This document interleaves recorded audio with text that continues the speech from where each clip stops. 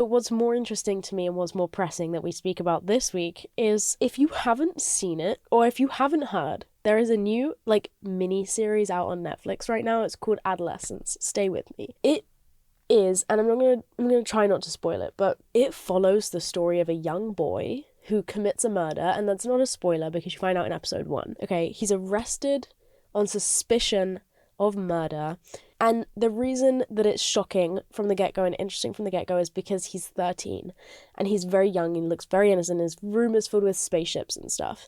And you see his family immediately and they all look very nice. They all look to be very normal, very oh my God, I hate talking about stuff like this when I'm alone in my car at night because I get so scared, I scare myself. Anyways, they all look to be very nice, right? So you're thinking surely he's being wrongly detained. He's getting done for a murder he didn't commit, and that must be the storyline that we're about to follow. This is going to be the plot. No, it becomes abundantly clear within 20 minutes of episode 1 that he did in fact commit this crime because you get shown the CCTV. But look, it's still within the scope of sexuality. It's such a fucking interesting book, and basically it's one of those pieces of literature that makes me look at everything and go, oh, it actually is that deep. I started reading the book by Andrea Dworkin to understand more about male rage and to understand more about, I feel in this current political climate that we're in, it's so in my face, this control over women's bodies in particular, and this kind of putting women back in their place culture. I really wanted to understand more about it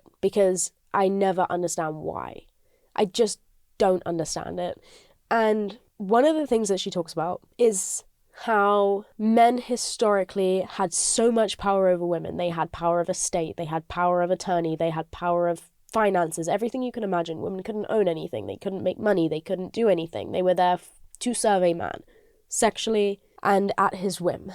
Rub his feet, hold his babies, wash his dishes, make him dinner, all these things, and that was it, right? And so men held all the power, and women needed to be around men in order to be close to someone who had the power to therefore benefit from it in any small way. And that's pretty basic. She was dead long before he killed her. And that's Taylor's oldest time that happens today. Happens every day, unfortunately. But I was reading this book. I've been reading this book for about a month now. And then I watched Adolescence. And I was like, oh my God, I'm going to lose my mind. I'm going to fully fucking lose my mind. Adolescence, like I said, it looks at male rage. And it looks at male rage in a really interesting way.